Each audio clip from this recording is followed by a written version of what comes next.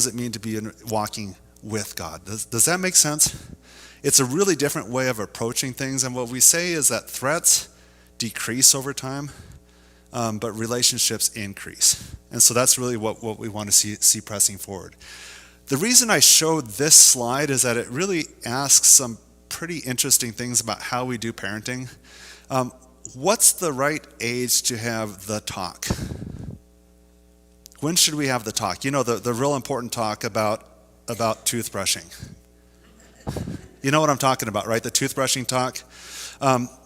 Is it the right time when they're a little older and the mother and daughter go off on a special, mouth hygiene weekend where they really explore the importance of keeping their mouth pure?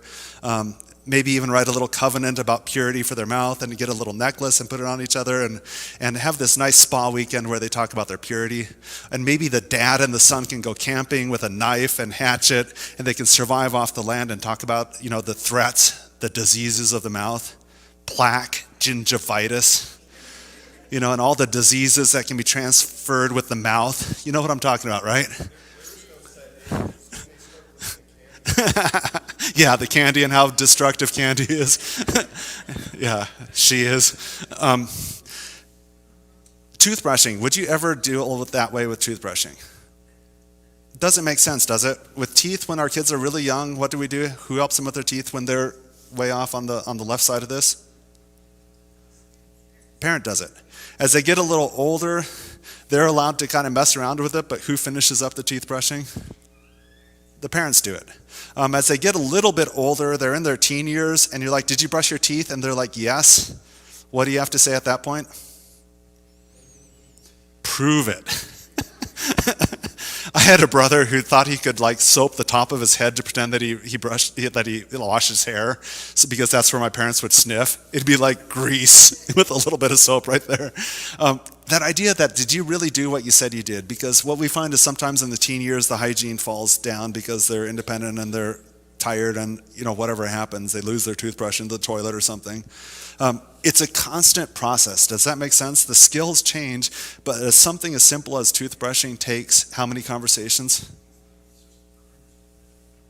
Lots and lots of conversations. So when we look at something like covenant sexuality, when we look about relationships, when we look about all these super difficult topics of what does it mean for you to grow as a human being, how can we depend on a talk?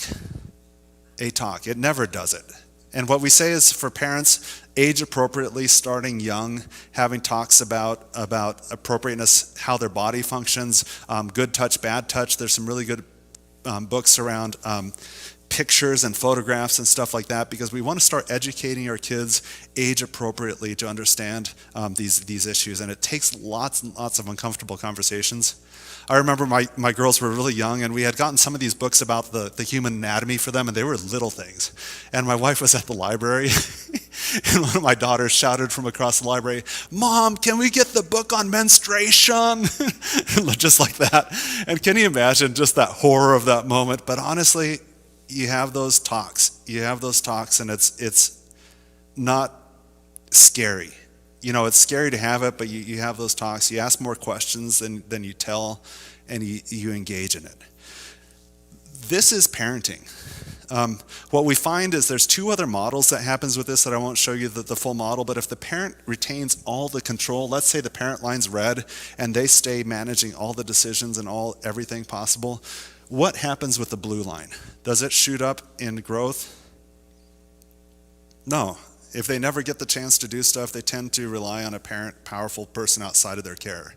What we often see is that as soon as they find another power in their life, they can jump from dad and mom's authority to the new boyfriend's authority and just function under that same power of another. Does that make sense? And so what we have to say is, how do we launch our kids? And honestly, it's hard. These discussions are hard. Letting them grow and make mistakes is hard. But there's not a real another path. The other thing that we see is kids that come from really destructive backgrounds. In our ministry, often kids have come from trauma history, from harm, neglect sometimes. And so for those cases, there was a baby that cried that a parent never responded to. And what did that child learn? Rejection, and I better figure it out myself, right? And so what we see is some of these kids at a young age can do a lot of self-sufficiency, but they really lack the tools of interpersonal, they lack the tools of relationship, and so they kind of flounder going into adulthood. And if they're an adult and they've never experienced really good coaching, mentoring, teaching, discipline, would they have a child? What's likely to be repeated? Yeah, we find either similar, where they just don't have the gifts to give their child, or we find that they revert to pure panic. I won't let anyone hurt you, right? And then they really dominate that relationship, and that child doesn't grow. And so part of what we have to say is that none of us probably grew up in smooth line being raised. Just maybe you did, I'm happy for you, but most of us grew up with some form of challenges. And then we turned around, and how do we offer our kids something that maybe we didn't experience? And that's the goal of even a time like this, for us to just kind of reflect and say, what do my children need? My impulse is to do whatever, but how can I help my child continue to grow up in responsibility? One final thing that I will say is that what we've seen around technology that's really heartbreaking is that there's kids that go off to college, and the stats have kind of held up fairly solid, whether they're Christian schools or secular schools, is that you've got a kid in college that their freshman year in college, the failure rate or the dropout rate for boys is skyrocketing. Girls is doing okay, but boys, not traced to entrance exam scores, high school scores, just separate from all that, the boys are failing out, dropping out of school. And part of what they're saying is that the video games, especially in dorms, is that for the very first time, the student has no one telling them to turn it off. Where mom or dad always turned it off for them or told them how long they could play, this is their first time without that control, and they lack the ability to turn it off.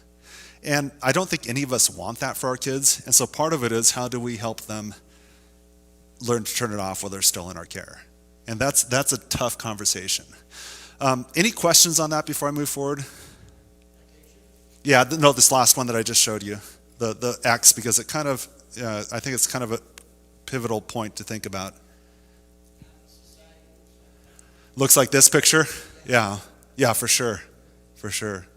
I want to transition now that we kind of think about, our goal is to get kids up to that point.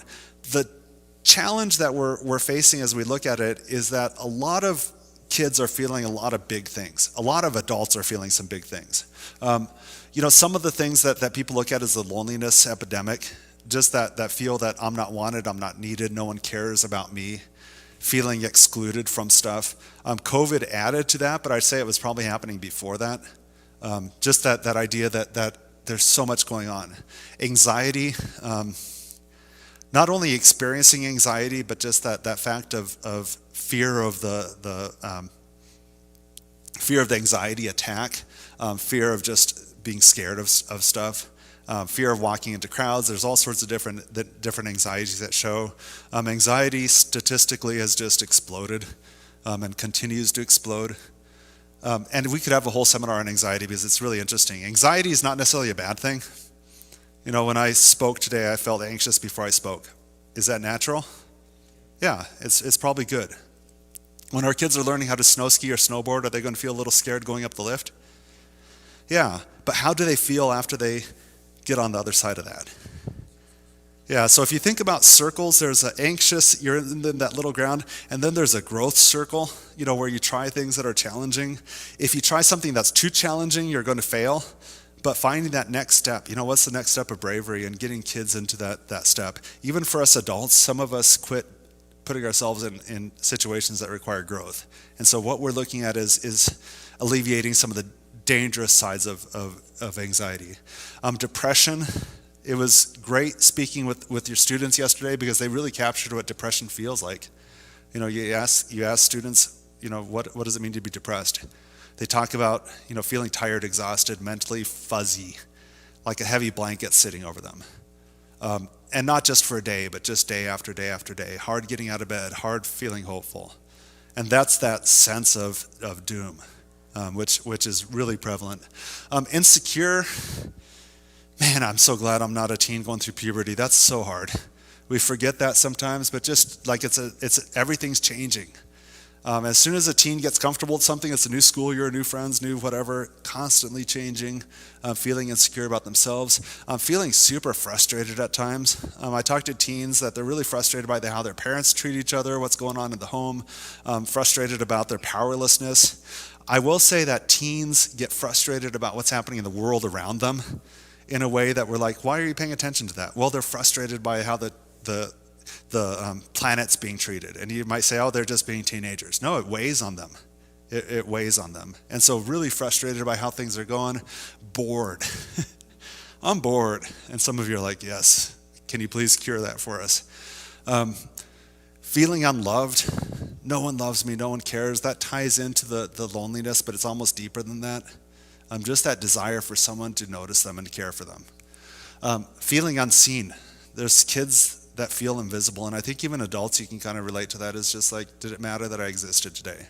Did it make any difference for me to be alive today? Those thoughts. The hard thing about feeling invisible is that it tends to, you see more evidence that, you almost hunt for evidence that proves it, correct? Does that make sense? And so you end up confirming that over and over because that's what you're looking for. And so feeling unseen, feeling entitled. This is a kind of a crazy other side of it, a flip side of it. My wife and I are getting ready to be, next year's our 30th anniversary. 30 years of accumulating stuff. Does that make sense in your house? For someone that's newly married, how much stuff do they have? Probably not a lot, right? We didn't when we got married, and so over time you can accumulate resources and cool stuff, but there's people that believe because they've lived in your beautiful homes that they're entitled to that stuff, right? That should be theirs. Adults feel entitled. I will say I fly on airplanes enough that I'm kind of a jerk when I fly. I mean, if I'm supposed to be in boarding group 1 and someone from boarding group 3 comes in front of me, there's a problem. Why am I that way? I mean, it's like, is my plane going to get faster than the same plane that they're on? It doesn't make sense, but entitlement rears its ugly head in some really destructive ways. But we've talked to boys and girls. If a boy takes you on a really nice date and spends money on you and buys you flowers and you have a really nice time with them that evening, what do you owe them? Thank you. Thank you, I had a nice time. Probably thanking them is polite to do. Thank you, I had a nice time. Do you owe them? Nothing. You jerk. Do it again. Let's see if I'm grateful the second time.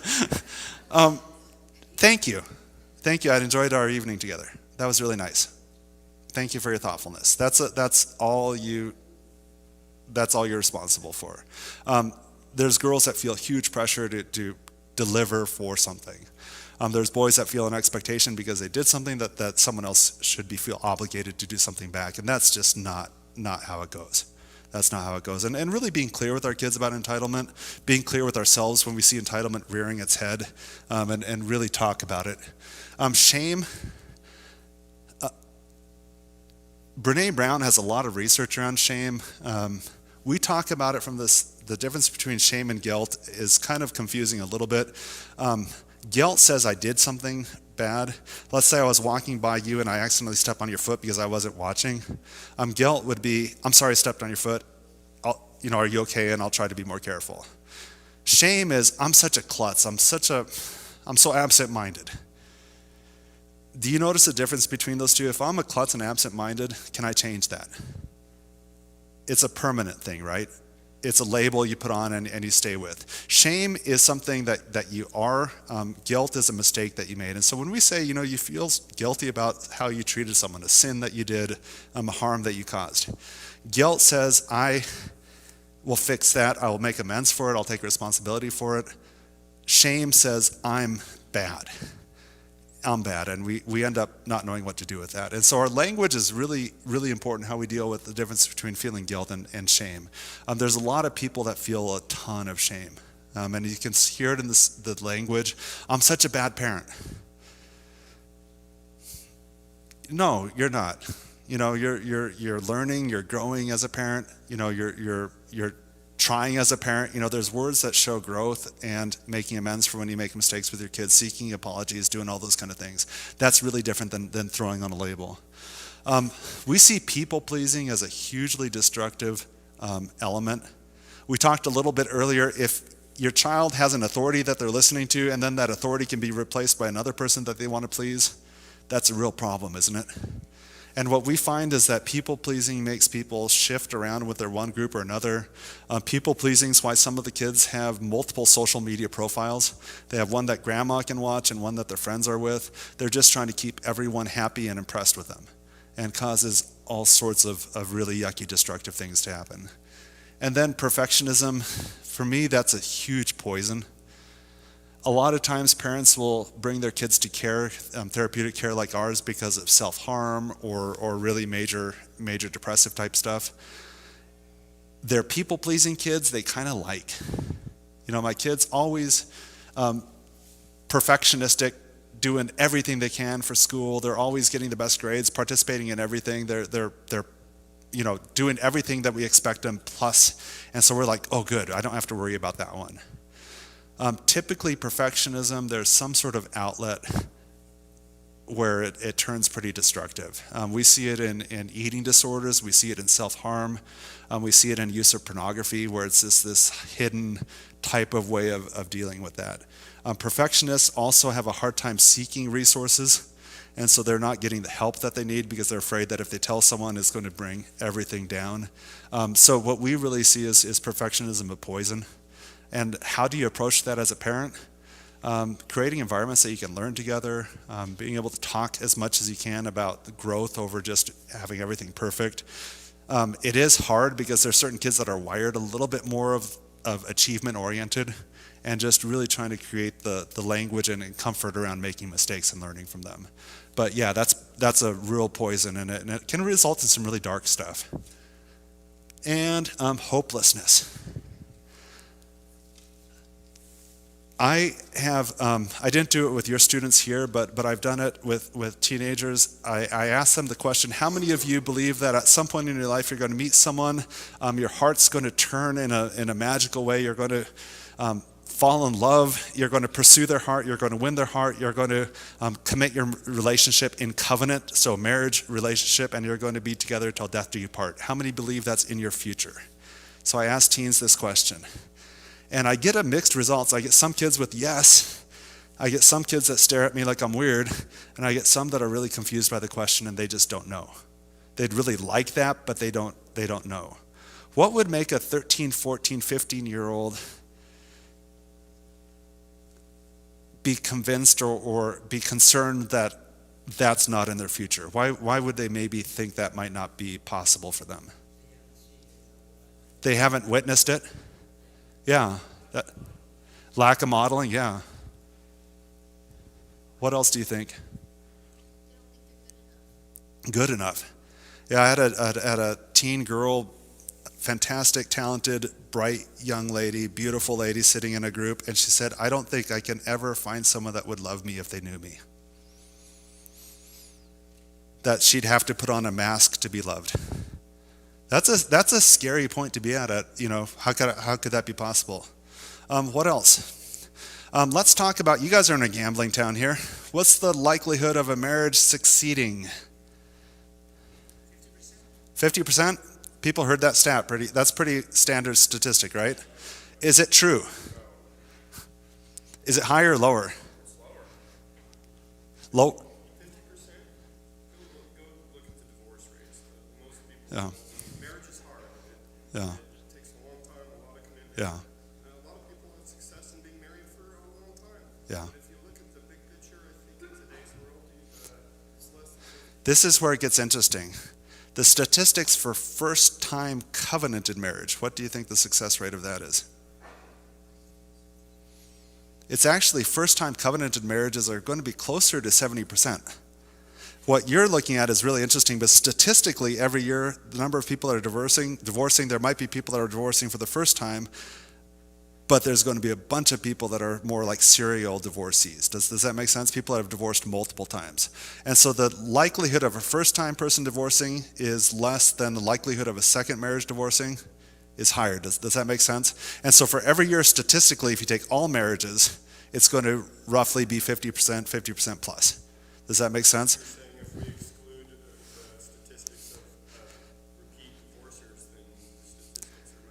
for a teenager that is going through a covenant marriage, it's better than 50-50. I'll just say that.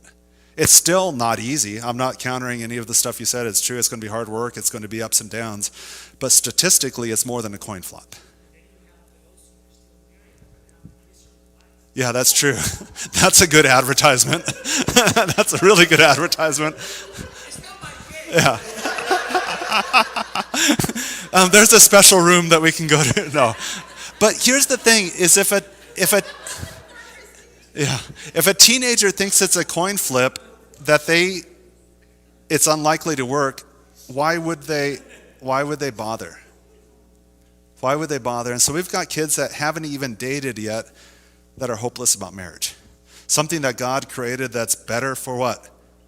Man, and hopefully better for women too, that you aren't living alone, that you're in a deep, committed, vibrant relationship. That's God's ideal, but it's hard.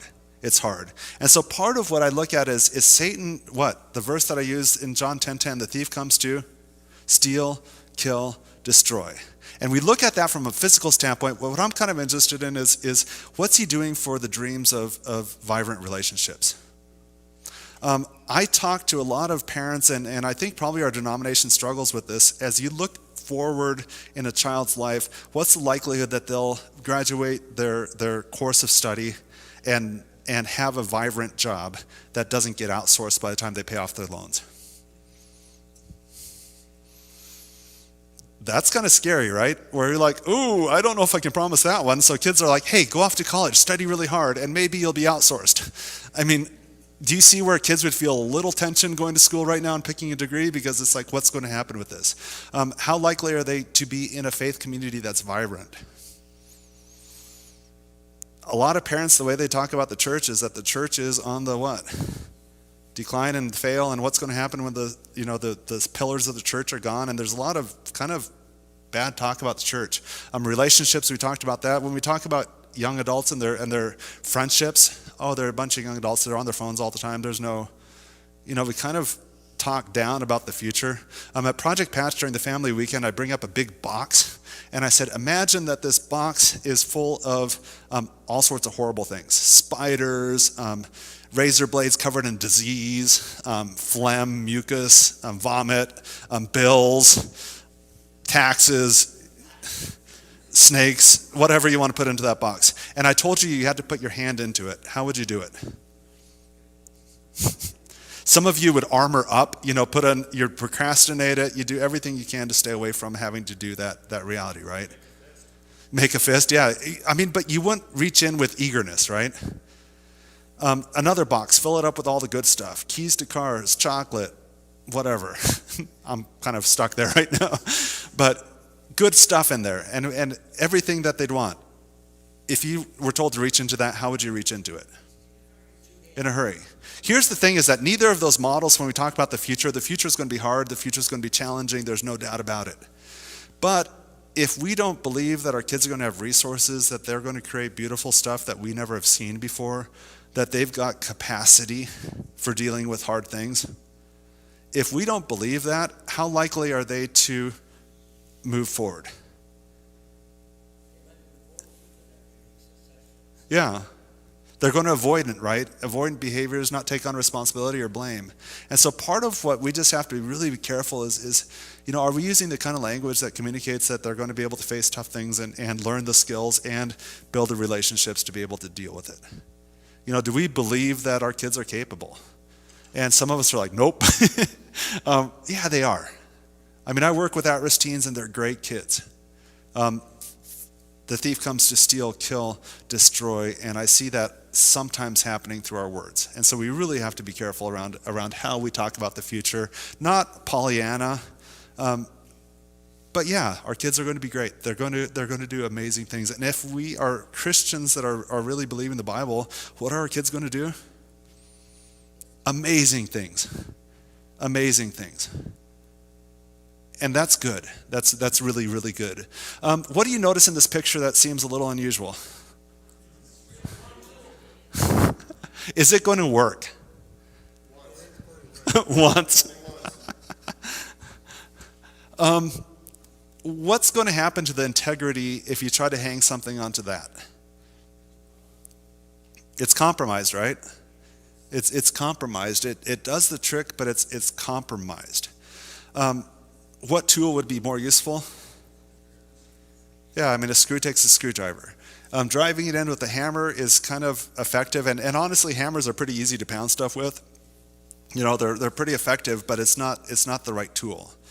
What I find is that most people get comfortable with a tool and they start using it for every need. And for anyone that's feeling any of that last list, their number one goal in the moment is to feel what? Better. I want to feel better. Either I want to forget, I want to be distracted, or I want to feel better. And for most of us, what tool do we have within reach? Phones, technology. We have something that we can grab, and that tool feels like it's working, right? And so we keep using that tool for more and more things. The reality, though, is that what does it do? It compromises things, and it doesn't hold up. And so part of what we're really exploring as we spend this time together is how do we really give our kids tools to deal with that big long list? More than their phone, because their phone will seem kind of natural for them. When we talk with kids about pornography, when we talk about video game addiction, most parents are like, my kid's got a porn problem, or my kid's got a video game addiction, or my kid's on social media problem. What I say is that porn isn't their problem, it's their solution. It's what they're using to provide relief. Here's the thing though, is it a good solution? No, there's a fancy word that we use. It's a maladaptive behavior. It's a behavior that's going to cause even more problems, right? But at that point, the reason they're using it is because it provides what? Relief, distraction. It provides something that they're desperately wanting. So the challenge that we have is if we just focus simply on porn, what's feeding that? Loneliness, depression, anxiety, perfectionism, there's anger, there's entitlement. There might be a whole host of things that's feeding that. And if it wasn't for porn, it'd be some way else that it's flowing through life as a maladaptive behavior. Does that make sense? So if we just, boom, you have no more internet, you have no more whatever, which, yeah, we need to keep our kids safe, most likely it's going to resurface in another destructive behavior. And so part of the heart that we have is how can we start seeing our kids as rather than seeing them as their problems, really seeing the need behind it. Really understanding that our kids are really trying to do the best they can. They want to feel connected. They want to be seen. They want to be loved. They want to be in community. They want to have lives of purposes. How do we help them with that so that porn isn't needed in their life? So that they're getting their needs met in holy and beautiful ways. That's the challenge. Technology, I just want to kind of divert a little bit. Technology has a huge pull for our kids, for even us as adults. For certain ways, it just is super attractive. One of the ways is it's super self-reliant. I don't need anyone. This child's got a binky. I love this picture because it seems like she's kind of anxious. Maybe mom left, dad left. And so you put that little pacifier in her mouth, and what does she feel? Comfort, self-soothe, right? If you pull it away, what's she going to do? Cry. Does that pacifier help anything other than that? Yeah, it keeps your parents sane, but it's just a comfort object, right? What we find is technology is just a super easy way for people to be self-reliant, self-soothe. It's playing that role of you look at people at an airport for an adult as the plane gets closer on their phones, grocery lines. It just provides that momentary self-reliance. Huge amounts of control. For kids that are feeling powerless, their technology, they can control things, they can make things happen. Interesting thing when it looks at pornography, a lot of pornography is around control, power, dynamics, even more sometimes than lust. And a lot of times parents are focused on looking at lust issues when it's definitely a power issue. Power, controlling someone, making someone degrade themselves, some of those things. Predictable. The life that we're living right now, how predictable is it? Not much, right? Especially during COVID, that felt like every day was like another year. I mean, there's memes and jokes about it like we've lived this because it's so unpredictable. So you're looking for what's something that can feel stable. And technology, every time you pick up Minecraft, every time you play the game, every time you're on social, YouTube, even though the videos are changing, it's going to give you a predictable response. Your brain hits, your way you use it, everything's hyper predictable. And for some people, especially if you're going through a lot of other stuff, predictable feels good. You know, I can count on that, where maybe I can't count on my friends and parents. I can count on that. Low vulnerability, you share what you want to share. You control that side of it. With social media especially, you can put a persona out there for people. For other people, they're sharing, but they're sharing with certain groups of people that there might not be accountability with that. Does that make sense? So you can share on a message board about a big problem, but they're not going to hold you accountable. So vulnerability with relationship is really low online. But that feels good, as I can represent myself however I want to represent myself. Going back, I think we had control. Power is an interesting standpoint. My daughter and I have been skateboarding. Anyone here try to learn how to skateboard again as an adult? It hurts really, really bad. On a video game, I'm super good at it. Did you know I can slam dunk on a video game? I mean, I can race cars on a video game. I have power to do all sorts of stuff on a game. What we find is certain people, especially around social media manipulation, they can get people to do stuff. And there's just this sense of power. For kids that are feeling powerless, there's a huge sense of power there. Control the story. That idea that I can tell you exactly what you want to see. I can frame the discussion for what I want you to see, and I can hide stuff off the screen is a huge, huge pull for that. And then distracting. For kids that are worried, anxious, you can get on a game, and how many hours can you lose? Hours and hours and hours just go. And for a kid that's really anxious and wound up, how does that feel? Pretty good. You know, I didn't have to worry about dad and mom fighting because I had my headphones on and I was playing the game. And so that makes sense to me that kids would use technology. I think I have another one, chemical happiness. I'm not a huge, I just don't have it in my specialty to go super deep into all the chemical things that are happening in the brain, other than it's a predictable way of feeding some of this stuff. And some of these things we can get naturally. Does that make sense? Our brain longs for these things in the real world that we live in. So it's not that I'm like serotonin, mood stabilizers, well-being, happiness. You can get that through like our church service here. You know, not at the hit like a video game, but having a conversation and food at the potluck. There's probably some serotonin released there. Conversation with a friend. Dopamine, pleasure reward system, that definitely happened at the dessert tray. You know, just having that. But honestly, having someone notice you, hey, you look great today. What happened in your brain at that moment that they saw that? A little bit of release. If someone's like notices, oh, that music that you sang today, or when you did this, or just notices you, that'll send off dopamine. But the thing with dopamine in an electric environment is you're getting it on your own. Does that make sense? You're getting it outside of relationship typically, and it's something that you're getting through a system. Oxytocin, bonding, love, trust. When someone shares something on the internet that's mildly vulnerable without any kind of accountability, they're experiencing some of this, but not in relationship. Not in relationship. And then just the endorphins. We talk about the idea of the brain is fooled super easy.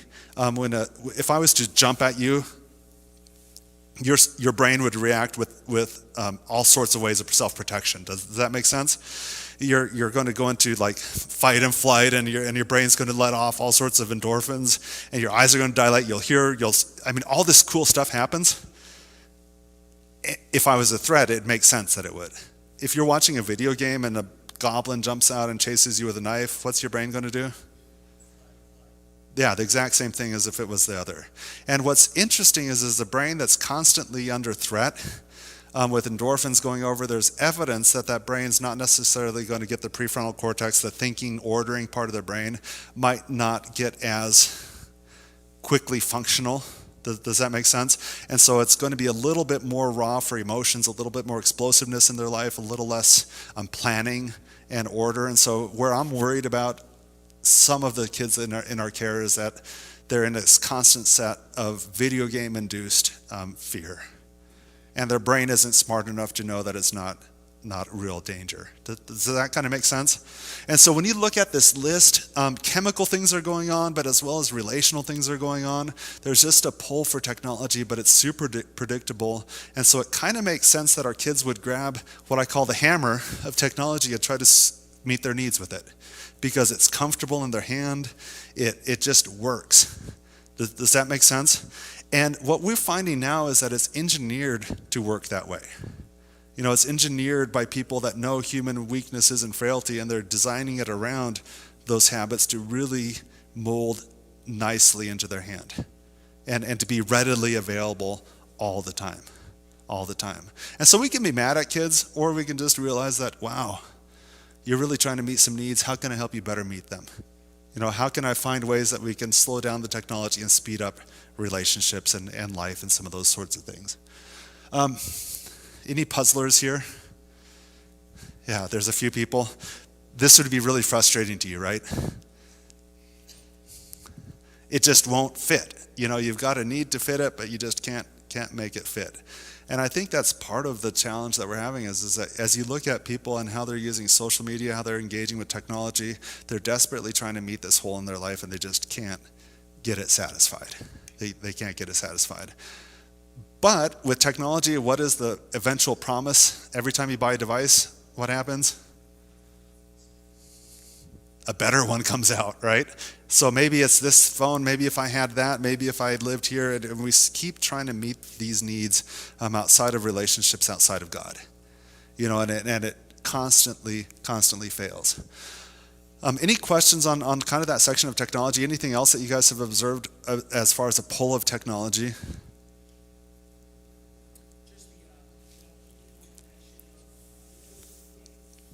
Oh, yeah.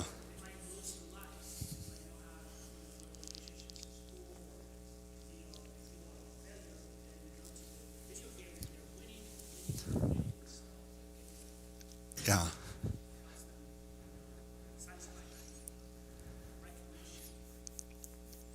That's interesting too. And if you smash up a car in video game land, what do you do? Start all over, right? And it's, yeah, get a new one. If you smash one up in life, that's a little more complicated. Yeah. And video game world, you don't have parents nagging you. What I find, one other, I guess, just an observation. Anyone that grew up in the 70s and 80s, maybe even 60s, how far away from your home were you allowed to play? I don't think people born in the 50s were allowed to play. You guys were never, like you had to work, right, from birth. But how far from home were you allowed to roam? Far? Yeah. They say traditionally you could look at almost a 10-mile radius of around your home that kids in the 80s could get on their bikes, their BMX bikes, and just wander. 70s, you could just go places. Right? Nowadays, if you look at how far kids are allowed to go from their home to play, is how far?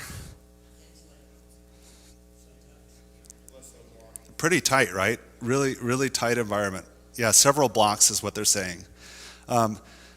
If you watch youth sports, in the past when people were playing youth sports, there typically was, how was it organized? Bunch of kids at the park with a ball. We had the funniest thing happen. Well, nowadays for youth sports, you have a coach, you have assistant coach, you have someone assigned to snacks, you have officials. All the rules are followed, right? That's not traditionally how kids played. So it's a really controlled environment for play now. I was at, the Oregon Conference has a Bible camp at Washington Family Ranch, which is a young life camp, middle of nowhere, Oregon, Antelope, Oregon, so middle of nowhere. Beautiful campus. They have this wiffle ball baseball diamond. You know what wiffle ball is? It's the plastic, you know what I'm talking about, right? And so wiffle ball, and there's kids all over the place playing wiffle ball baseball. And what was interesting is that they really didn't know what they were doing. And so as we were watching them, one of the kids got really angry, and it's like, let's just make it, when it goes over the fence for a home run, let's just make that a two base. I don't know what a two base is, but they were arguing, and so all these like 20-some kids were at the center of the thing, just going back and forth. And finally, one of these girls is like, "I know what to do. I've played a lot of Wii baseball." Wii baseball is just pretty much like pitching and hitting. And another kid held his phone up to the sky and he said, "Only if we had internet," just screaming it up there. And then they kind of put everything away and played, and I think they had 2 bases for home runs. I don't know. It was kind of ridiculous, but it was probably one of the first times that they figured it out, and this was high school students. And we could be mad at them, but who pays for the coaches and the referees and the snacks? Yeah, and we do it kind of because there's a huge amount of pressure for kids getting harmed. We're afraid of lots and lots of stuff, and of what statistically our kids, it might feel like they're really a danger, but they probably aren't statistically that much more dangerous than we were in the past. Possibly even a little safer. But would you know it? No, and so because of that, we have our kids in these really small cocooned places, but when they're on video games, they can jump off buildings, they can climb off stuff, they can swing around, no one's telling them be careful, they can self-organize, there's more freedom. Even though the game maker kind of tells them what they can do. And so part of what we just really have to say is, how do we help our kids experience real life version of some of this stuff? And that's a huge amount of play and real life play. Yeah. Part of what I want to divert through is this idea of emotionally explosiveness. And the reason I say that is, anytime you want to change something around technology for our kids' lives, what are we likely to see? Emotional explosiveness, right? And for certain of us, this is a big, major challenge. The 4 areas that we'll talk about is, 1, not fluent in emotion, that our kids, that emotion doesn't make sense, they don't understand it, and they're not that interested in understanding their feelings. They're interested in communicating their big feelings, but not necessarily understanding them. Big emotions for them equals big, uncontrollable behaviors, explosiveness, that tantrum-y type behavior. Can't reduce the duration or intensity of big feelings, so that idea that if I have big feelings, it's just giving into them, and then avoid being uncomfortable even when it's necessary. And so part of what we're looking at is as we're helping kids get through this maturity, be able to handle some of this loneliness, this anxiety, some of these things, is one is helping them become more fluent in emotional language. What are they feeling? I will say that mid-afternoon at work, I most of the time think I need chocolate. I need energy, right? I need sweets. I need something like that. A donut would be perfect. Anyone else there in the camp with me? You guys are not being honest here in church. There's a problem here. Thank you. What do I probably need? I need a walk and water, right? Probably fresh air and water would be really helpful for that point. So I find that for me, I have a hard time telling the difference between thirst and hunger at times. That should be pretty distinct, right?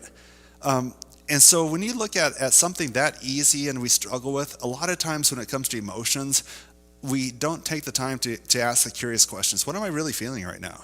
What's going on in my life that's making me want to do something? That curiosity. When you look at emotions, we teach a broad, like 26-week emotion regulation thing, so it's a really involved process. But part of what we look at is certain emotions tend to be stuff that we want to pull toward us. We look at that: hope, pride, empathy, happiness, faith, joy, these things that I want more of that. And then there's emotions that we feel like we need to push away: fear, hate, some of these things that I want to push away from me. Does that make sense? And so how do we know which emotion's happening? For really young kids, you've seen like emotion charts can be really useful. A lot of it is the parent way that we talk about things, just what sort of conversations we have at the dinner table, really kind of diving into the curiosity. What was going on? That was really hard. Can you imagine what it would feel like for a kid to have to go up to do a piano recital? To play a piano in front of a bunch of people that they've never played before? Would that be kind of scary?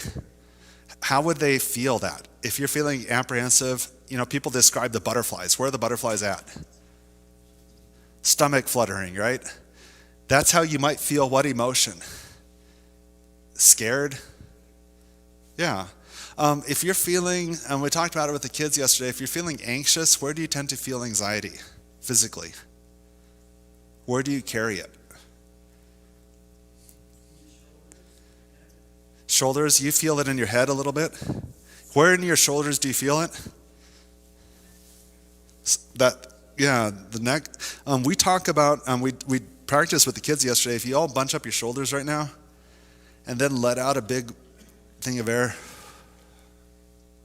that's a moment that you might realize that up to this moment you might have been carrying a little bit of tension in your shoulders.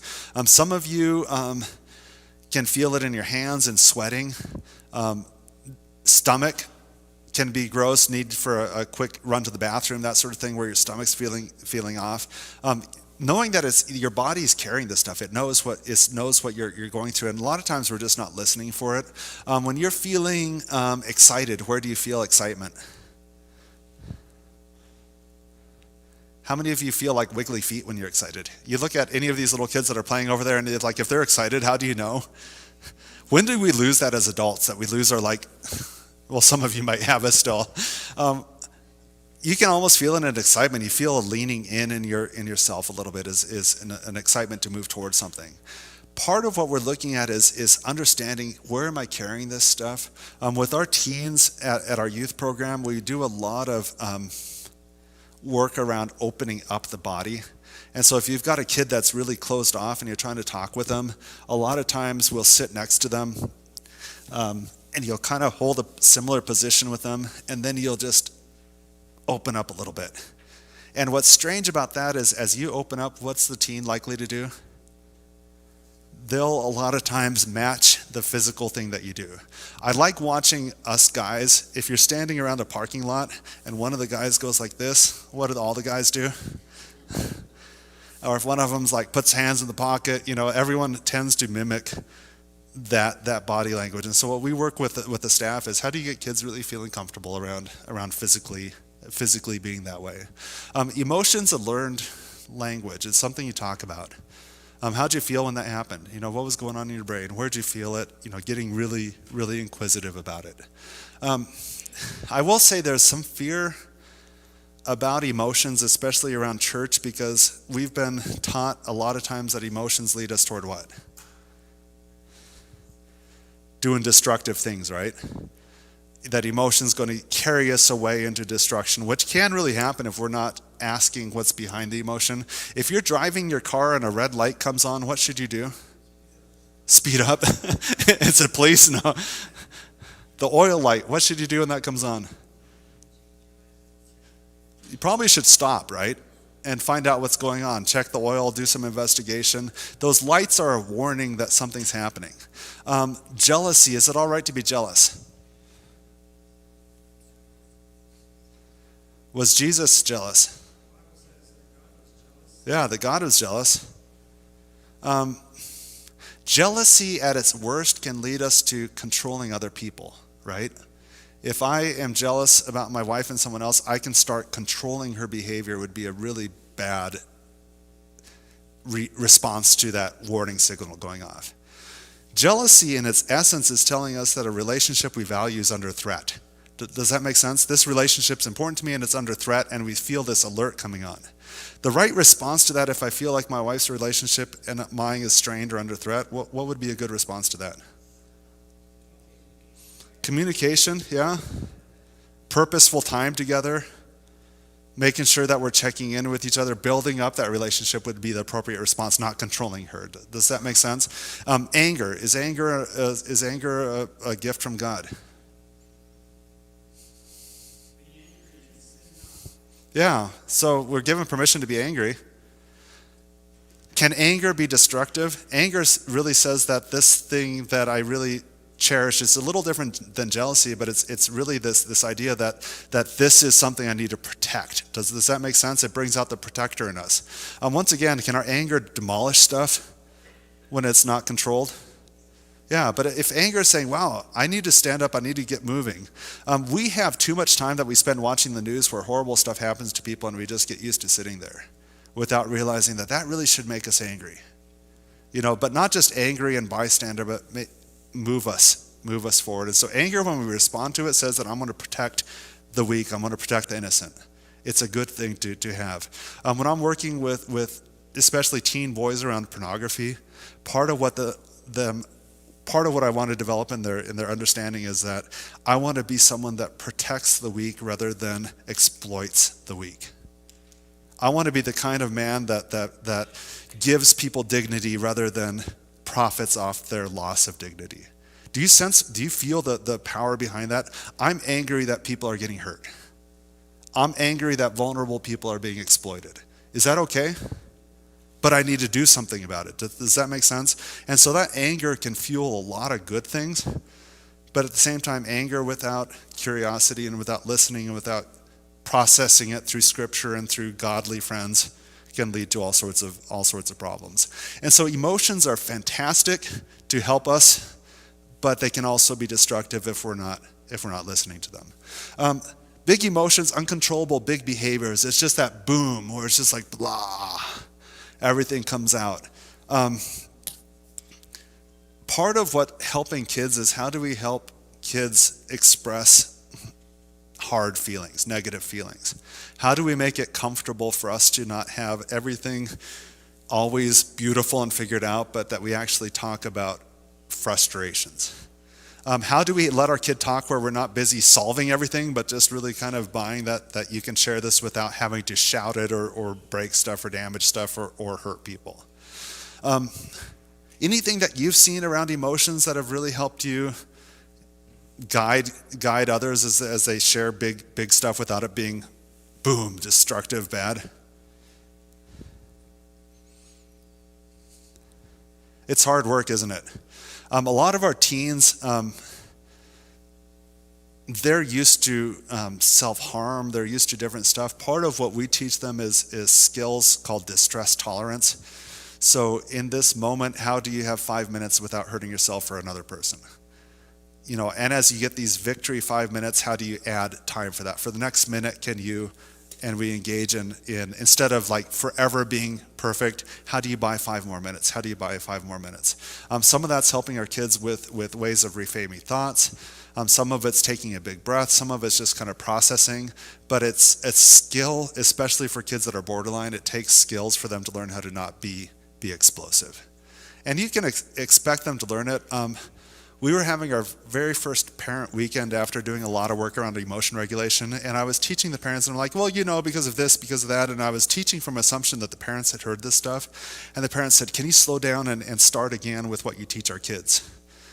And at that moment, I realized that it's not that the parents withheld stuff from their kids, it's that the parents had never experienced this level of teaching that they could pass on to their kids.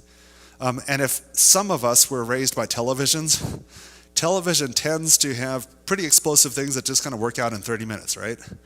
And they don't necessarily teach us how to regulate emotion. It's that idea that it just kind of is there. And part of what we just have to explore is how to do that. We spend time at Patch in our Bible classes looking at people in the Bible with big emotions, and how did they deal with it? How do they deal with it wrong, as well as how some of the examples of people dealing with it well. When you think of Bible and people with big emotions, who do you think about? Peter? Yeah, thank you. Peter, definitely. Thank you so much. Who else in the Bible had David? Samson, yeah, that's a good example. He had a lot of emotion going on. Yeah, wow, that's a good one. Anyone else? Yeah, Moses definitely had some, just views of self as well as others. Yeah, that's a good one. What? Esther? Who said Esther? Yeah. So there's teaching moments as we explore what that person feel like in that situation. As David was trying on armor that he didn't fit in. What does that feel like to not fit in, not to have the tools that other people would use, to be small? What would it like for David to be overlooked? That his parents didn't even call him in.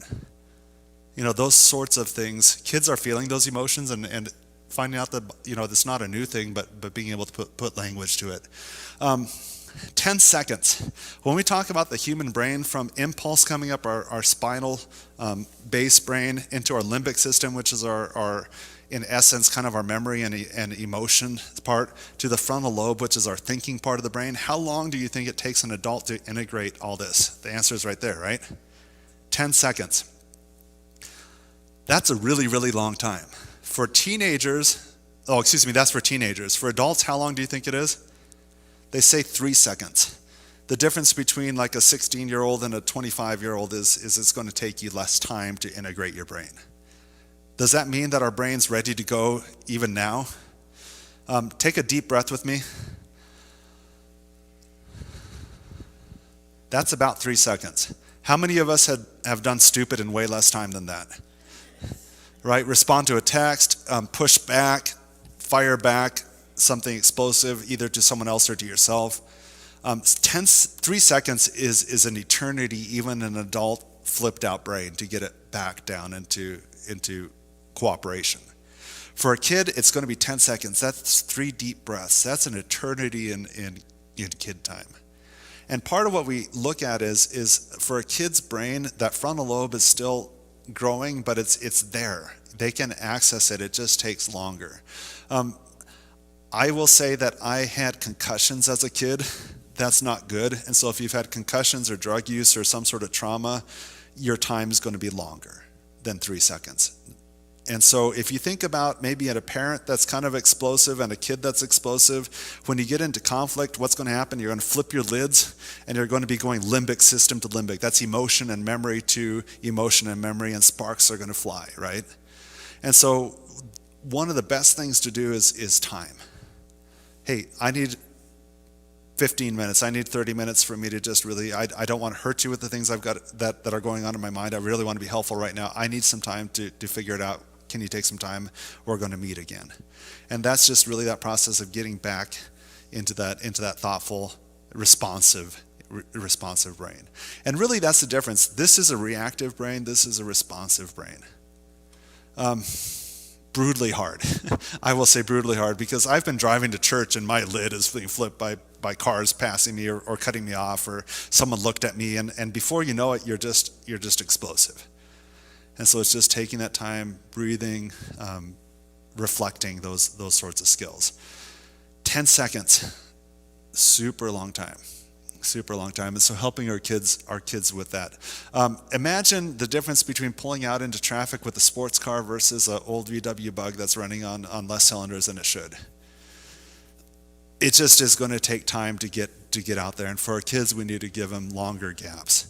I find that as we do more work around trauma care, is that for kids that have gone through trauma, that limbic system is really pulling at them. They're triggered. You've heard of kids being triggered, where something reminds them of an incident that happened or behavior, and they immediately go into that protective cocoon, either lashing out or protecting themselves. For those kids, it really takes time to get them engaged again. We really focus on felt safety, appropriate distance from them, but eye contact that's an appropriate way. There's times that a touch. We really have success if a kid's really blowing out. You show up with like a cheese stick and an apple or something like that. Hey, can you eat this as we get ready to talk? And it helps them regulate some of that side. We really have good luck with, let's go on a walk together. And hey, and you're walking, you're in fresh air. It helps you regulate. It's a little less intense than face-to-face. And you're just walking and you're processing. Can you help me with this project, doing something together? We also have porch swings at our youth program, which we find super useful. You just sit there on a porch swing, rhythmically swinging back and forth, and you have conversations.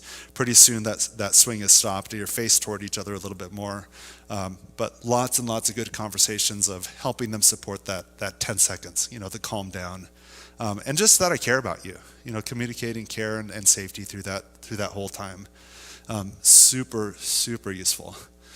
Number 3, lack of access to adaptive strategies for modulating the duration and intensity of adverse emotional experiences. That's a mouthful, isn't it? That was not written by me.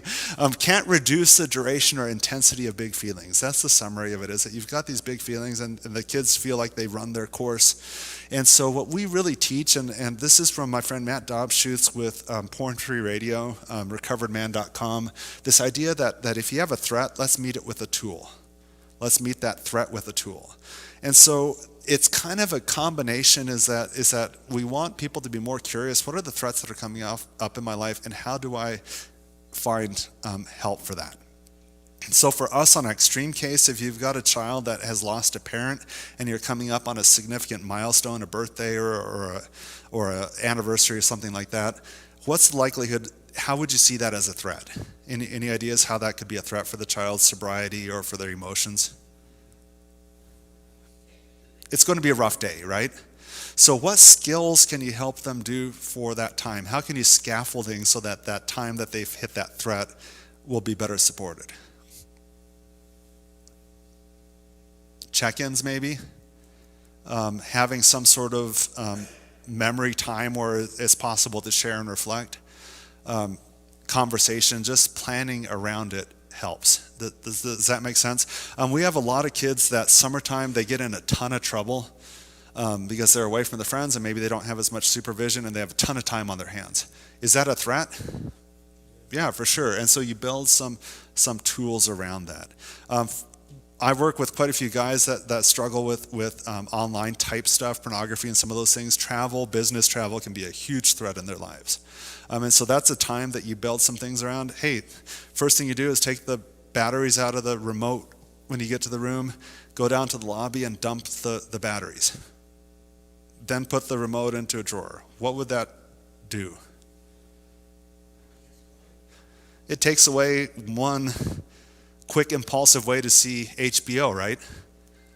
Is it, I mean, to me, that's a threat, and you met it with what? A tool. You used a tool for that. Partially, as we look at strong recovery and help for kids, is looking more and more at what tools can we help them with. You know, you have a big feeling. What's a tool you can use for that? You have a struggle that you have. How do you meet it with a tool? Here's some of the choices around that. One, when you're trying to figure out the tool, what's the problem? You know, what's going on? Being able to dive into that. That's that emotional intelligence piece of understanding feelings. The second question is, does it need fixed? Why would we bother with that question? Any idea?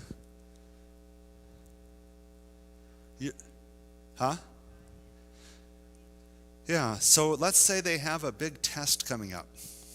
They're feeling really anxious about it. They've expressed their anxiety about it. Do we need to prevent them taking the test? No, we probably just need to not necessarily fix it but maybe at that point just provide some support for them to do what they have to do. Does that make sense? And so part of the challenge is that some of the discomfort that our kids are going to face is just discomfort. It's life. We have to do awkward, hard things in life. That doesn't mean that we just blow them off, but it's like, okay, I'm sorry, that's going to be really hard, and you still have to do it. You know, you're going to feel really uncomfortable, and that's one of the things that you have to do today. It's talking to that friend or including that person or giving that speech. All those things are really hard, and we're going to do it. That's the validation that you walk through. Short term or long term, a lot of stuff you can put up with for the short term, and there's times that we just accept that it's going to be short term, and oh well. And then there's something that's long term that, yeah, you better deal with it. You better deal with it. I made the mistake years ago. I was working at a bank, and the guy would come in and deliver mail to the office where a bunch of us shared a kind of a common space as well as some office. And my boss's name was Brian, but he started calling me Brian. Hey, here's your mail, Brian. And did I correct him? It didn't seem necessary, right? If he wants to call me Brian, you know, once a week or once a day when he delivers the mail, that's fine. And so I took the mail, and then probably about a year later, I moved to a new office, and I had my own office in a completely different part of campus. And he started delivering mail to there, and he brought the mail to me, and it has my name, Chuck, on it. He goes, I thought you were Brian. And I said, some people call me that. Which is the most chicken out thing you can imagine doing. I mean, it's true, but it's not helpful. There's times that we don't deal with stuff in the short term because we think it'll go away, and it doesn't. You know, so really helping with that process. But, you know, it's important. There's times that our kids will share stuff with us and just asking, you know, what would you like me to help you with? And sometimes just sharing is all they need. They need someone to listen. They don't need a solution. They just need someone to listen. And there's times that you need to do it. This is another quick question is, you know, can I fix this? Is this something that is in my locus of control? By locus control, that means your influence. Is there stuff in this world that is out of our hands completely? A lot. A lot. And there's times that we think that something, we get so hung up on something that we can't control that we forget about what we can control. Does that make sense? And so having discussions about, okay, maybe you can't deal with that. Maybe that person is not going to change or ask for forgiveness, but what can you control in this situation? We have this talk around triangulation with this teacher is a horrible teacher. I'm not talking about your school, but this kid will come home and say, this teacher's not fair. They're treating me bad. What do you do? You know, you can't necessarily change that person. You can't leave the classroom right now, but maybe these are some tools that we can explore. This is under control and this isn't. And then what tools do I need? And you start identifying skills, you identify some scaffolding. This feels like a cookie cutter thing, but once you start practicing it, once your kid gets kind of used to that process, this is kind of that process of how do you deal with life? What's going on? Where are you feeling it? Is this a tension that you're feeling? What emotions are going on? Getting clear on that. Does it need fixed? Is this something that you can fix? And kind of starting to build some tools and thinking around going at it. A lot of times, helplessness, there's nothing I can do. That takes over and it's just kind of pressing. What can you do about it? What's the next step that you can do? And then anytime you handle a new tool, how does it feel? Uncomfortable, awkward, not quite as effective as bamming it with a hammer. And if they're used to picking up their phone, this is going to be an uncomfortable thing to call someone when you're feeling lonely, or to reach out to a neighbor, or to do an act of service. All that's going to feel really hard. And it might not quickly work. That's the other discouraging thing, is that you can do the right thing and your results early on are what? Lackluster, right? It takes time. You're going to fail at it. You're going to get inquisitive. You're going to keep improving this process, especially around recovery. What we really focus on is, hey, you had a slip. How did that slip go? What did you learn from it? What are you going to do different next time? What sort of tools are you going to have? What situation took place? And hey, let's keep climbing. Let's take the next step forward. It's not a shame-inducing. It's a learning, growth-focused thing around recovery. And so these are the illustrations. What we're trying to do is create a ton of curiosity and awareness building. Yesterday, I don't remember, I think it was the 3rd and 4th graders that we talked about this skill with. This is around video game use for kids, and social media probably would fall under this as well. It's really trying to create this awareness. So before they play, they write down on a piece of paper, how long am I going to play? Answer that quick question, how long am I going to play? And number 2, how do I hope to feel when I'm done? I'm going to play, and maybe even be specific. I'm going to play this game. I'm going to play it for 45 minutes, and when I'm done, I hope to feel relaxed, or I hope to feel energized, or I hope to feel like I'm ready to study, or whatever. Does that make sense? How long and how do you hope to feel? Second question is, how long, when you're done, how long did I play and how do I actually feel? It doesn't have to be an essay. Keep it simple. I played for 65 minutes. I played for 70 minutes. And then how did you feel? Some kids could say, I feel great. That was fun. I had a lot of fun playing. Other kids could be like, I feel really sluggish now, or I feel kind of bored, or I feel whatever. That's the response. And then really the question, would something else, and this is more for like introspection as you look at it, or if you have a discussion, would something else have worked better? How many of you have sat back after playing Candyland Crush or doom scrolling news for 45 minutes? They're like, I could have used that time to do something I love doing. And you regret it, but so many times at the onset, we don't think about, hey, I've got 45 minutes. I could do something fun. We tend to regret more than plan. And part of what we're doing is just creating that curiosity. Hey, if you want to feel energized and that's not working, maybe a different game would work better, or maybe playing with a friend would work better, or have you considered going outside? Have you considered working on a model? Whatever. Does that kind of make sense? How many of you have tried something like this in the past? Anyone tried it? How many of you would be willing to do it with your own entertainment time?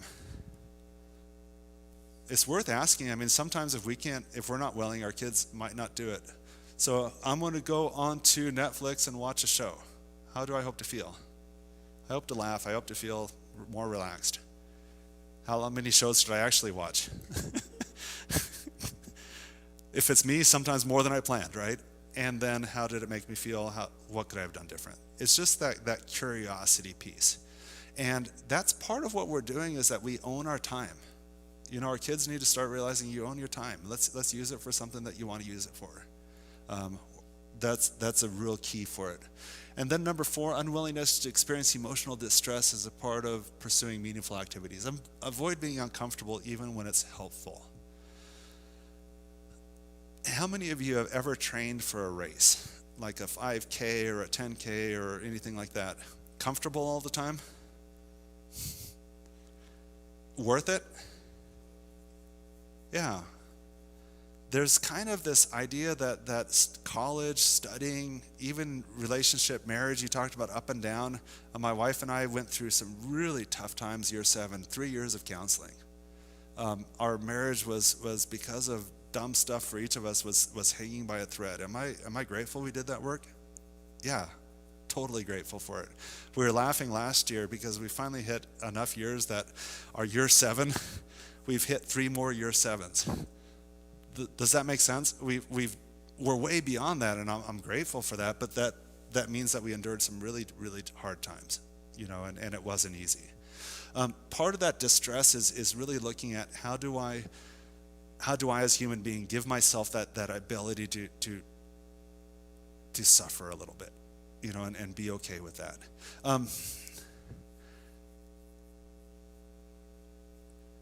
Transition on one more topic that I think is really helpful for us to think about. There's a thought pattern that happens. Okay, let's think about when you go to a Mexican restaurant and she brings the plate or he brings the plate with a hot pot and sets it in front of you and says what? Careful, it's hot. Don't touch it, it's hot. What do? Touch it, because we feel that we're the exception, right? I can get away with touching it, or they put the beans and rice in the wrong place, so we need to touch it, right? But sometimes if they didn't say anything, what would we do? We know those fajitas are on fire. You know, there's no reason to like get our skin in there. But there's a sense that, and we talked about that fence. You build the fence, certain people is like, I need to climb it, right? That exceptional thinking. It's crazy to me that you look at cigarette packages. What do they say on them? Cancerous, right? And if you look at different parts of the world, they actually have pictures of like oral cancer on them and all these kind of things. Does that work? Most people that are starting that think what? That's not going to be me, right? That might be other people. What we see around teenagers, if you show a teenager the before and after methamphetamine posters, you know what I'm talking about, right? One is a really beautiful girl, and the next one is a girl that looks like she's had life thrown at her. Let's just say that. Really, really tough times. Does that work? Why? Not me. I can handle it, right? When you look at teenagers and, adults texting and driving, why do they do it? It's not going to be, I'm a good driver, right? I can handle these kind of speeds. It's snowing outside, but I'm texting and I'm checking my app and I'm doing all this stuff. I can do it fine, right? Because we think that we're the exception to natural consequences. When it comes to premarital sex and STDs and pregnancy and all these kind of things, there's amazing research that happens around kids that are wealthy. Privileged kids tend to believe they're even more exceptional from STDs because they have wealth. Crazy stuff. They believe that only poor kids get certain types of diseases, and they're surprised when they get these things. A lot of that has to do with just that idea that I'm the exception. And so what we see is with exceptional thinking taking hold of brains is that people get themselves in really compromised positions, do all sorts of really risky things. The second part of exceptional thinking is that imagine that you're drowning and I throw you a rescue buoy and it lands at you and you're like, I could see that working for that person, but that's not going to work for me.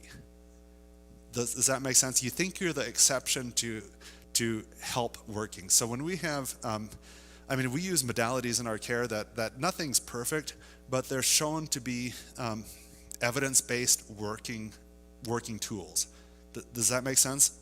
they work for people. And so you say, okay, here's a tool having to do with emotion regulation. And they're like, yeah, that could work for that other person, but that's not going to work for me. When we sit in church and talk about Jesus saving people from sins, they're thinking, not my sin, not what I've done. And so the challenge around exceptional thinking is that you get yourself into really dangerous compromise situation, and then you reject help. Does that make sense? It's kind of that double whammy.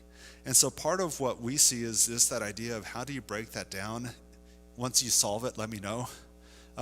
What we find that's more helpful is people sharing vulnerably, being able to demonstrate the ability to talk about difficult things. Group process can be really helpful, so our group counseling can break down some of those things. For certain kids, just trial and error. When you look at the story of the two sons, man, my brain is just froze. It glitched on me. The prodigal son? Yeah, there we go. One son did what? He went off to the far off land and came to reason. Did the dad interfere in that thing? Did the dad plead with him? No, he just, through circumstances, came to an understanding about his dad. For the other son, the dad left the party and went and reasoned with him. Do we know what happened with that story? There's no real conclusion to what happened with the other son. But we know that breaking down exceptional thinking requires us to really prayerfully consider, how can I help my kid understand? Sometimes it's consequences, sometimes it's pleading with them, sometimes it might be another person in your church. For ladies, I will say that you will reach a point with your daughters that you could say the best thing in the world and they just think it's the dumbest thing. And then your friend could come over and just say the exact same thing and they're like, can you believe what she just said? She's so smart. Thank God that you have friends. That's just what I have to say. Being in community, raising kids with other people, being able to positively influence our kids is a real gift. And so finding, creating those things, realizing that they might listen to other people's, at least they're listening. So exceptional thinking is a huge problem because it keeps you from using skills. It keeps you from getting out of stuff. Know that you're going to hit resistance, whatever you do. Any kind of change, but I don't want to. They're resistant because it's comfortable. Some of the things that we really do say is as much time as you can put down the phone. Andy Crouch, his book Tech-Wise Family, really good book. There's two of them out. The second one he wrote with his daughter. He recommends, and he's not an Adventist Christian, but he's a Christian, and he talks about 1 hour a day of prime alive time that you go without your device, 1 day a week, what he calls a Sabbath, that you go without your device, and 1 week a year that you go without your devices, that you just put it down, you live without. One of the best ways for our family to do this is we go to places that there's no phone coverage, so a hike. Water activities tend to be really good because a lot of times water and technology doesn't mix. We've had really good luck with backpacking type trips or, anything that's kind of off grid naturally makes it easier. If you're sitting there with their phone next to you, that's going to be brutally hard. For kids, we recommend maybe an hour of, hey, paint, grab a musical instrument, doing something active, doing some sort of community service where you're not thinking about your phone. But an hour a day, a day a week, and a week a year. Does that make sense? And for some of you might say that's too much. Well, something. Just try to put the phone down for something. A meal time is real important for us. Did you know that statistically, if you have a meal together every single day without devices, your kids are going to get better grades with the same amount of studying? Crazy, isn't it? Relationships, togetherness, connection helps. It's what we call a keystone habit. Does that make sense? It's a habit that has tons of other positive effects beyond that. Tons of good things. Talk it out, even if they're resistant. Being able to ask questions, observe stuff, be available. Like I said, sometimes it's easier to walk rather than just feel trapped. But talking it out is real important. Protect sleep. What we teach is stupid comes out at night, and so put your devices to bed outside of their room. Even for us, it's just helpful to put your devices to sleep.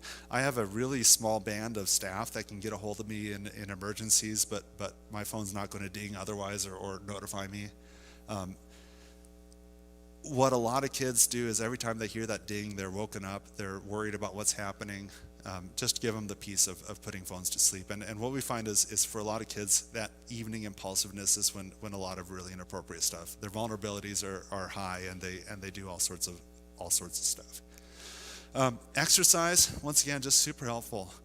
This is a planned activity, but just doing some sort of movement is really good. I love finding opportunities that you and your kids can be beginners together, where you're a learner and they're a learner tends to be really, really vibrant. So going to do a Sunday activity in which you're not necessarily pro at it, they're not, you're just having fun learning. Playing a goofy activity, learning pickleball. If you don't know how and they don't know how, it's a pretty easy activity to get into. Museums, children's museums, art galleries, there's lots of places where you can go in as a learner together, and it has some really good results. At times, letting them teach you some stuff, having some curiosity on what they're doing can help. Although I will just admit right now, I have no tolerance for kids talking about certain video games. I just cannot track. I try to be interested, but it's just super hard for me. So maybe not say, explain Minecraft to me, because at least for me, I'll be in a coma. But be interested in what they're interested in, be a learner. A couple things from a big safety standpoint is that people ask about software, and there's software that blocks stuff, and I say, yeah, that's the expectation that you should have, is that let's make it hard to get to some things. Let's not rely on it, because our kids can break through stuff. What I really look at as accountability is one of the most important things for me, is that my wife has full access to my phone. She can pick up my phone, unlock it, look to her heart's content. I'm fine with that. For our organization, our chief operating officer has access to all my files, all my resources. There's no place on our network that I'm at that she's not. Does that make sense? And it's not that I'm fearful or I'm hiding anything, but I just know that I do better when I'm not in this place that I'm hiding stuff. So openness, accountability. And so there's software that does that, where it shares activity. Part of what we're looking at is, if you have an expectation for your kid to go someplace like a friend's house, and you called that friend's house and they weren't there, what would you do? Investigate, at least, right? What's going on?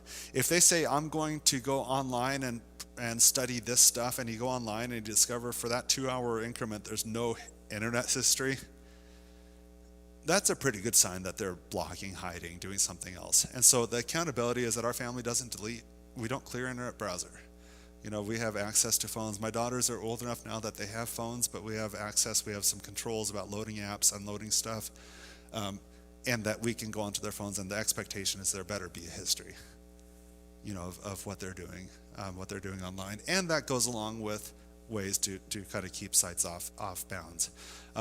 But our goal is accountability is more helpful than anything. I'm going to go real quickly through a couple of these. I think we're used up a ton of your time, and thank you guys for sitting through this. Let's talk specifically about loneliness, just because it's kind of a thing that I teach the teens, and I think it might give you a little bit of flavor of what we're talking about. One is that it makes sense that our kids have sometimes that they're truly feeling lonely. Acknowledging and responding to it is a really key thing. Instead of just like, no, you're not feeling lonely, you have your brother and sister in the same house. That's not as helpful. Know your vulnerabilities when you're lonely. That's really a great conversation to have. For some of you, when you're lonely, what are you likely to do? Eat. What else? Binge watch something maybe. Jealousy might get on. Some people, when they're feeling lonely, start looking at social media a little bit more. Depending on the person, some people buy stuff. That what we want to know is you as a human being, what happens, what's your likelihood when you get lonely?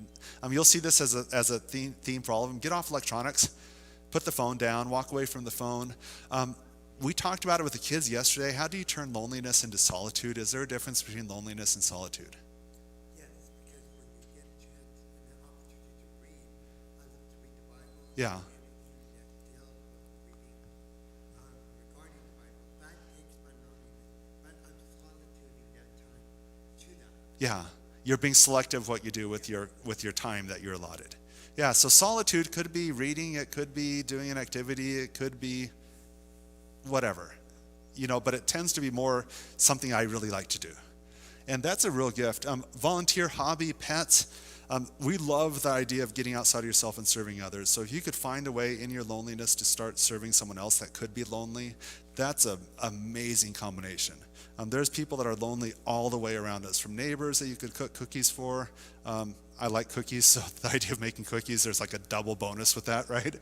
So making cookies for someone, just serving someone, cleaning a yard, getting it out of yourself is super useful. And then we love pets, that idea of, especially in our environment, we have some therapeutic pets that are just great for the kids, of just caring for something else. It's low key, but they feel connected. Depression, there's a huge difference between major and persistent, as well as episode depression. What I'm talking about here is not major depression. This is more like that episodic, something happened, just kind of having a blah day type depression. If you're having major depression, get help. And that tends to be professional type help that's really helpful. Foundational steps, get off electronics. A lot of times we need to gauge that sleep. If they've been sleeping too much more than 12 hours or so, we need to get them awake. But if they've been hardly sleeping, especially, I think you brought it up this morning, if they're sleeping from like 2 o'clock until 12 o'clock, we need to adjust the sleep into the right sleep hours. Does that make sense? So not all sleep hours are created equal. Exercise, nutrition, and then just get into community. Community is so helpful. Just a rich community, and that's where church is. In its best form is not pews, it's people in a community caring for each other. Sexually frustrated, this is a huge thing that a lot of people at that point of, what do I do with these big sexual feelings that I'm having? We say this idea of fight edging. Edging just means that constant push toward that inappropriate stuff. And so what we say is instead of stopping yourself when you get to that edge of the line, stop yourself when you're on YouTube. Instead of looking at something that's slightly inappropriate, just stop yourself early. Stop using technology as a whole is just really, really healthy. Identify needs that you can meet. You can't meet a sexual need, especially out of covenant, but maybe you can meet a need for appropriate physical touch. Maybe you can meet a need for belonging, for being seen. There's a lot of needs that if you can identify, you can meet. Exercise is great. Once again, sleep. Identify threats and work a plan. This is a big bit. You're not helpless. You can put away the phone. You can lock up the stuff. You can get away from some of this stuff. Focus on recovery over abstinence. Abstinence means I focus on not doing something. Recovery means I'm taking steps toward my goal. And so every time we focus on recovery, recovery's moving. And if I've made this many steps and I make a slip, I'm still a long ways away from where I started. I've grown that whole time. Philippians 4:8, we talked about it in Sabbath school this morning. It's a famous verse that says, think about things that are what? Yeah, there's a whole list of them, right? Here's the key, is that most of us have never taken that verse seriously. We haven't done the work of it. And so what we find is when our brains are under attack, especially like anger or sexual type stuff aroused, that's not a really good time to think up stuff. And so before this, we kind of go through a list of, hey, we take each one of the words in Philippians 4:8, let's write it out, let's define it for ourselves, and let's come up with some things that are noble. Let's come up with some things that are pure. Let's come up with some things that are beautiful. And you list out those things. For me, I focus on purity sometimes, especially if I'm really struggling at night, woken up. For me, pure means a beautiful day snowboarding, untracked snow. Going up the lift, trying to decide the run, I'm imagining a beautiful run down the mountain. Is that biblical? Is snowboarding in the Bible? But is it a thing that's pure for me? Yeah, and so it works. Does that make sense? I'm spared from thoughts that go crazy, and I'm given relief through that. And why does it work? Because the God of the universe that designed our brains knows that it does. Fill our minds and think about things. Both those things are part of it, is fill our minds and then think about those things. Freedom. God says, I've come that you might have what? Life. And have it to our full. When I talk to kids about technology, I'm not trying to take away your technology. I'm trying to raise you, and I'm trying to give you a vision of what it means to live a life of impact, hope, belonging, making a difference. All those beautiful things that Satan's trying to steal, kill, and destroy. What would it look like if we focus on, hey, I want the best for you? And this is some of the skills that are going to help you live freedom. you guys have been super patient, and we've taken your time for today. What I'd be open to is if I could pray for you guys, and anyone that wants to stay and ask some questions or anything. I'm open to doing that. For some of you would like to have longer discussions, and I have some limited time today. At the back, there's information on how to contact me. If you'd like the slide deck, I can share that with you. Just email me. The easiest email for me is chuck@projectpatch.org. And I'd love to send that to you guys. The one other resource that we have is 2019, we filmed a 12-part, 30-minute episode series called Life Ready Kids. It's some of the material we presented today as well as some other stuff. Each one of those chapters has a study guide to go with it to help with either a small group or a family discussion, or you as a couple that can go through just kind of going through the materials. So if that's a resource for you, it's Sabbath, so we're not selling it, but I can get you information on how to connect with that resource, because it's something that I'm thankful that we're able to put together. But yeah, Project Patch, we'd love to be a resource and a help for you. We know this isn't easy, but I'd much rather see kids thrive than be trapped. And so any way that we can help with that, we'd love to do that. Let me pray, and then anyone that has questions, we can engage with that.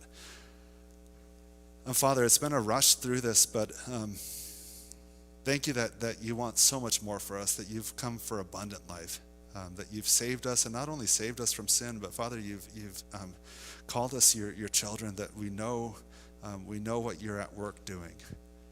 Father, just give strength to the parents in the room here, that wisdom that they need, the patience that they need, all the fruits of the Spirit.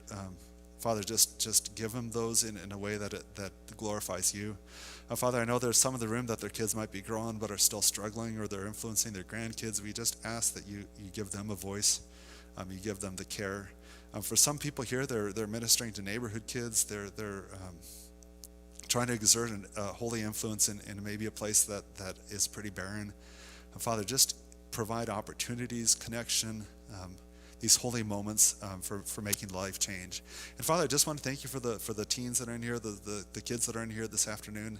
They've patiently sat through a pretty tough discussion, and just ask that you bless them, that you bless them with deep relationships, with moments of belonging and connection. And then Father, as they lead others, that they might be able to share this stuff and help really create a generation of life. And so we just ask that in your name for your glory. Amen.